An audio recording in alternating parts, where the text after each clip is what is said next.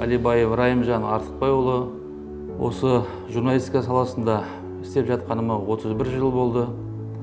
Жалпы осы салада көптеген жетістіктерге жетіп жатырмыз.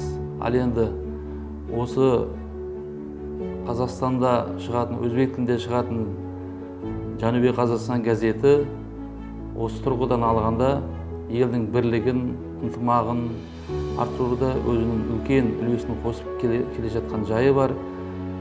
Өздеріңізге белгілі, Қазақстанда бүгінгі таңда 130-дан аса ұлт өкілдері бір шаңырақ астында тату-тәтті өмір сүріп жатыр.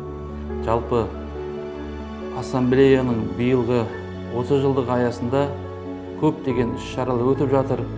Соның бірі биыл Астана қаласында өткен осы Қазақстан Халқы Ассамблеясының 30 жылдық аясында өткен үлкен іс-шараға қатысып, өзім сол жерден үлкен қуанышпен оралдым. Өйткені мемлекет басшысы Қасым-Жомарт Тоқаев маған шапағат медалін тапсырды. Мен оған үлкен ризамын, қуаныштымын.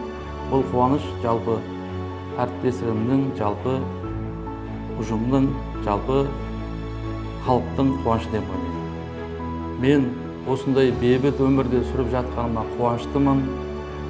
Қазақстан елі жасай берсін, көк аспанда көк туымыз мәңгі желбіре берсін, еліміз аман, жұртымыз тыныш болсын.